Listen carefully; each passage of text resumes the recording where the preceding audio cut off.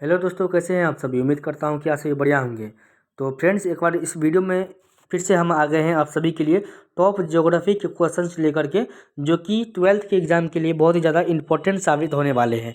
अगर आपने अभी तैयारी सही ढंग से नहीं की है तो आप इस वीडियो के माध्यम से अच्छे खासे नंबर ला सकते हैं, क्योंकि दोस्तों आप सभी को भी पता है कि टोटल 500 नंबर का एग्ज़ाम होता है, जिसमें से कि 250 नंबर का ऑब्जेक्टिव ही होता है। अगर केवल और केवल आप जब ऑब्जेक्टिव को भी कवर कर लेते हैं तो आप अच्छे खासे नंबर ले आएंगे एग्जाम में। तो उम्मीद करते हैं कि आप हमारे इस वीडियो में शुरू से लेकर के अंत तक जुड़े रहेंगे। और आपको एक और जानकारी देना चाहते हैं कि हमारे इस चैनल पर सभी विषय के टॉपिक वाइज यानी कि चैप्टर वाइज ऑब्जेक्टिव डाला गया है, या अभी और भी जो भी बाकी है वो बन रहा है। अगर आप हमारे इस वीडियो को सब्सक्राइब नहीं किए, इस चैनल को सब्सक्राइब नहीं किए हैं, तो अभी सब्सक्राइब कर लीजिए। तो उम्मीद करते हैं कि आप हमारे इस वीडियो में शुरू से लेकर के अंत तक ज़रूर रहेंगे और इस आने वाले प्रश्नों का जवाब भी सही तरीके से देंगे। तो दोस्तों चलिए वीडियो को शुरू करते हैं। तो दोस्तों आज का पहला सवाल ये है कि रुको और जाओ निश्चयवाद का दूसरा नाम क्या है। तो दोस्तों इसका right answer option number C जो है इसका राइट आंसर हो जाएगा, नव निश्चयवाद। Option number C is right answer. दूसरा प्रश्न ये कहता है कि मात्रात्मक क्रांति संबंधित है। तो दोस्तों मात्रात्मक क्रांति जो है ये किससे संबंधित है, मानव भूगोल और भौतिक भूगोल दोनों से संबंधित है। तो इसका राइट आंसर आपको ऑप्शन नंबर सी हो जाएगा इसका राइट आंसर। तो दोस्तों चलिए चलते हैं अगले प्रश्न की ओर। किस भूगोलवेत्ता ने राज्य या फिर देश का वर्णन जीवित जीव के रूप में किया है। तो ऑप्शन नंबर बी जो है इसका राइट आंसर हो जाएगा, भूगोलवेत्ता यानी कि जर्मन भूगोलवेत्ता। अब दोस्तों चलते हैं अगले प्रश्न की ओर। तो दोस्तों अगला प्रश्न हमारे सामने ये है कि मानव भूगोल मानव समाजों और धरातल के बीच संबंधों का संश्लेषित अध्ययन है। मानव भूगोल की यह परिभाषा किसने दी थी। तो दोस्तों इसका राइट आंसर आपको हो जाएगा ऑप्शन नंबर इसका राइट आंसर दोस्तों आपको हो जाएगा ऑप्शन नंबर सी जो है इसका राइट आंसर हो जाएगा, पॉल विडाल डी ब्लासा जो है इसका राइट आंसर हो जाएगा। अब दोस्तों चलिए चलते हैं अगले प्रश्न की ओर। भौगोलिक पर्यावरण तथा मानवीय क्रियाकलापों के परस्पर संबंध का अध्ययन ही मानव भूगोल का विषय है, यह किसने कहा था। तो दोस्तों इसका राइट आंसर होगा एडवर्ड एडवर्ड हटिंगटन जो है, एडवर्ड हटिंगटन इसका राइट आंसर हो जाएगा ऑप्शन नंबर ए। तो दोस्तों अब चलते हैं अगले प्रश्न की ओर। कौन सा मार्ग मानव भूगोल से संबंधित नहीं है। तो दोस्तों इसका राइट आंसर हो जाएगा ऑप्शन नंबर डी, नई खोज जो है ये मानव भूगोल से संबंधित नहीं है। अब दोस्तों चलिए चलते हैं अगले प्रश्न की ओर। प्रकृति और मानव के बीच पारस्परिक क्रिया का सबसे महत्वपूर्ण कारक कौन है। तो दोस्तों सूझबूझ, ऑप्शन नंबर डी जो है इसका राइट आंसर हो जाएगा, सूझबूझ। अब चलिए चलते हैं दोस्तों अगले प्रश्न की ओर। तो दोस्तों अगला प्रश्न ये है कि मानव की मूलभूत आवश्यकताओं से संबंधित नहीं है, यानी कि इनमें से कौन सा ऐसा चीज़ है जो मानव की मूलभूत आवश्यकताओं से संबंधित नहीं है। तो ऑप्शन नंबर बी जो है ये इसका राइट आंसर हो जाएगा, परिवहन। तो option number B is a right answer. अब दोस्तों चलिए चलते हैं अगले प्रश्न की ओर। तो अगला प्रश्न है कि निम्न कौन विद्वान मानव भूगोल से संबंधित नहीं है। तो ऑप्शन नंबर सी जो है इसका राइट आंसर हो जाएगा, बर्ट्रैंड रसेल।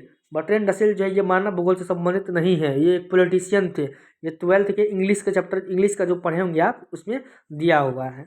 किस भूगोलवेत्ता ने नई संकल्पना प्रस्तुत की जो दो विचार पर्यावरणों निश्चयवाद तथा संभववाद के मध्य मार्ग को परिलक्षित करता है। तो ऑप्शन नंबर डी जो है इसका राइट आंसर हो जाएगा, tailor. Option number D is a right answer. अब दोस्तों चलिए चलते हैं अगले प्रश्न की ओर। तो अगला प्रश्न ये कहता है कि मानव प्रकृति का दास है, मनुष्य प्रकृति का दास है, यह किसकी धारणा है। तो दोस्तों इसका राइट आंसर जो है आपको हो जाएगा, नियतिवाद। तो ऑप्शन नंबर बी जो है इसका राइट आंसर हो जाएगा, नियतिवाद। अगले प्रश्न की ओर चलते हैं। निम्नलिखित में से कौन सामाजिक भूगोल की उपशाखा है। तो दोस्तों इसका राइट आंसर हो जाएगा चिकित्सा भूगोल, यानी कि चिकित्सा भूगोल जो इसका राइट आंसर हो जाएगा ऑप्शन नंबर ए। अब दोस्तों चलिए चलते हैं अगले प्रश्न की ओर। तो दोस्तों अगला प्रश्न ये कहता है कि किन पुस्तकों में से हम्बोल्ट द्वारा लिखा गया, यानी कि ये कौन सा पुस्तक ऐसा है जो हम्बोल्ट द्वारा लिखा गया। तो दोस्तों इसका राइट आंसर हो जाएगा कॉस्मोस। इसका राइट आंसर कॉस्मोस हो जाएगा। तो option number B is right answer. Cosmos जो है ये रूस का अंतरिक्ष एजेंसी है कॉस्मोस। यह सभी चीज़ आपको जानकारी होना चाहिए। तो दोस्तों अगर आप लोग अभी तक इस वीडियो में आ गए हैं तो इस वीडियो में एक लाइक ज़रूर कर दीजिए और हमारे इस चैनल को सब्सक्राइब जरूर कर दीजिए आने वाले वीडियोस के लिए। तो उम्मीद करते हैं कि आप हमारे इस वीडियो में अभी तक बने होंगे और हमारे चैनल को भी लाइक करेंगे और हमारे चैनल को भी सब्सक्राइब करेंगे और वीडियोज़ को भी लाइक करेंगे। तो दोस्तों चलिए चलते हैं अगले प्रश्न की ओर। तो दोस्तों अगला जो प्रश्न है वो कह रहा है कि निम्न में से कौन सा मानव भूगोल से संबंधित नहीं है। तो दोस्तों इसका राइट आंसर जो हो जाएगा ऑप्शन नंबर सी, यानी कि समुद्र विज्ञान जो है ये मानव भूगोल से संबंधित नहीं है। तो option number C is a right answer. अब दोस्तों चलते हैं अगले प्रश्न की ओर। फैब्रो संबंधित है। तो दोस्तों फैब्रो किससे संबंधित है? तो दोस्तों फैब्रो जो है वो संभववाद से संबंधित है। ऑप्शन नंबर बी इसका राइट आंसर हो जाएगा। अब दोस्तों चलिए चलते हैं अगले प्रश्न की ओर। संभववाद की अवधारणा में किस घटक को महत्वपूर्ण माना गया है? तो दोस्तों इसका राइट आंसर जो है इसका राइट आंसर हो जाएगा ऑप्शन नंबर बी, मानवीय घटक। इसको जो है महत्वपूर्ण माना गया है। अब दोस्तों चलिए चलते हैं अगले प्रश्न की ओर। नियति संकल्पना में किस घटक को महत्वपूर्ण माना गया है? तो ऑप्शन नंबर जो है इसका सी राइट आंसर हो जाएगा, यानी कि प्राकृतिक घटक और मानवीय घटक दोनों को जो है महत्वपूर्ण माना गया है नियतिवाद संकल्पना में, प्राकृतिक घटक और मानवीय घटक को। अब चलिए चलते हैं अगले प्रश्न की ओर। निम्नलिखित में से कौन सा एक मानव भूगोल से संबंधित नहीं है? तो दोस्तों इसका राइट आंसर हो जाएगा आपको मात्रात्मक क्रांति, ये मानव भूगोल से संबंधित नहीं है। Option number B is right answer. अब दोस्तों चलिए चलते हैं अगले प्रश्न की ओर। नव निश्चयवाद के प्रवर्तक कौन है? तो दोस्तों इसका राइट आंसर आपको हो जाएगा ऑप्शन नंबर बी, यानी कि नव निश्चयवाद किसने दिया था? ऑप्शन नंबर बी इसका राइट आंसर हो जाएगा टेलर। टेलर जो है इसका राइट आंसर हो जाएगा।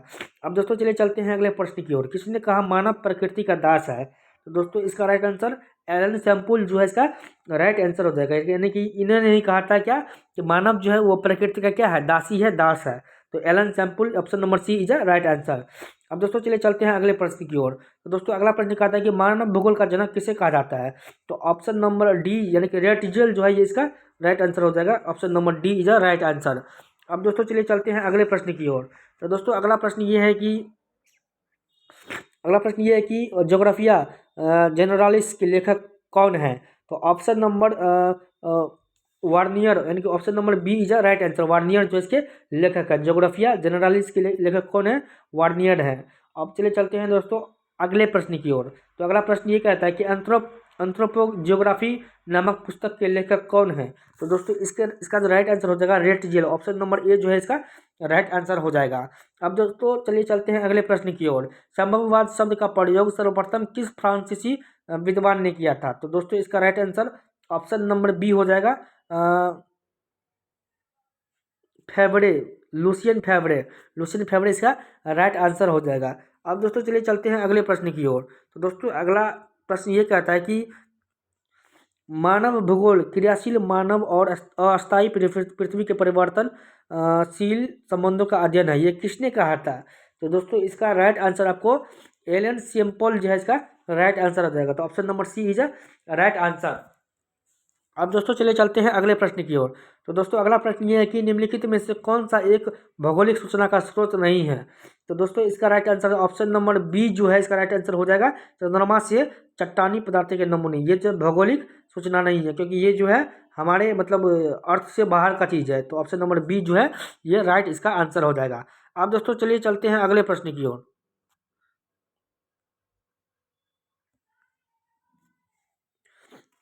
तो दोस्तों इसका जो अगला प्रश्न है वो, एक मिनट,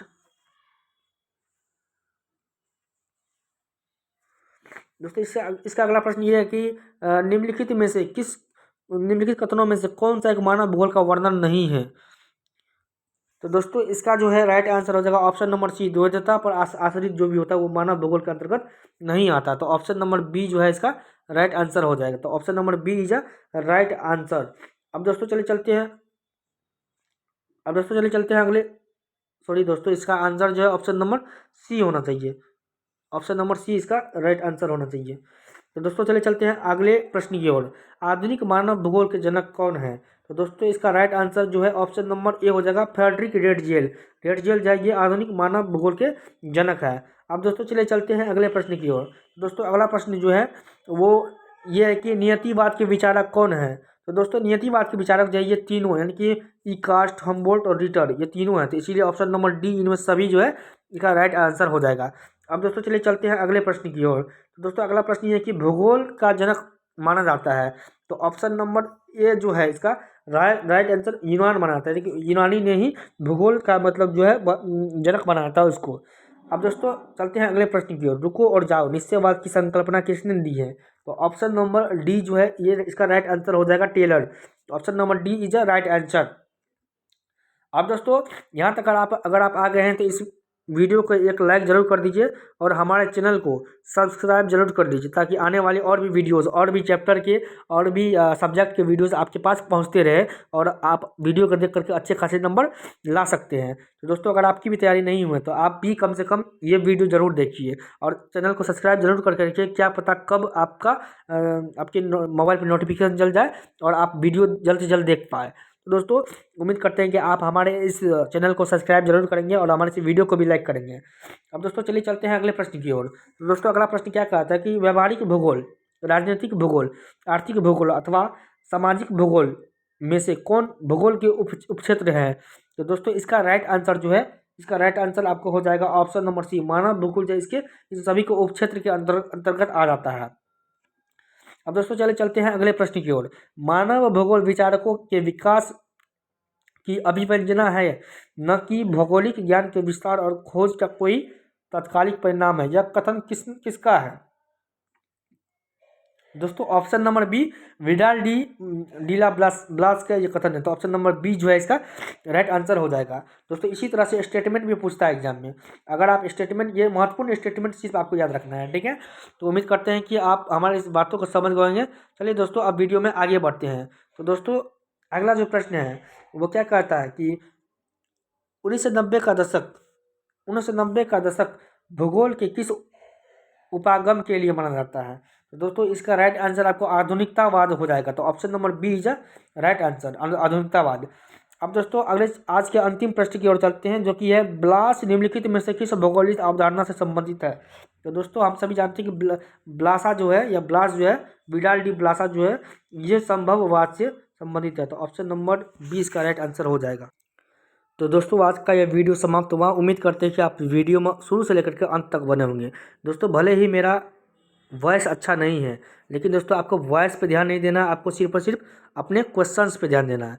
तो उम्मीद करते हैं कि आप हमारे इस वीडियो में अभी तक बने होंगे और हमारे इस वीडियो को एक लाइक जरूर करेंगे और हमारे चैनल को सब्सक्राइब जरूर करके रखेंगे, ताकि आने वाले और भी वीडियोस आपको समय समय पर पहुँचते रहे। आप अच्छे खासे नंबर यानी कि 250 ऑब्जेक्टिव में से कम आपको 200 ऑब्जेक्टिव तो बन ही जाना चाहिए। तो उम्मीद करते हैं कि आप हमारे इस वीडियो में शुरू से लेकर अंत तक बने होंगे और इस वीडियो को एक लाइक जरूर करेंगे। तो आज के लिए बस इतना ही, मिलते हैं अगले वीडियो में अगले सब्जेक्ट में।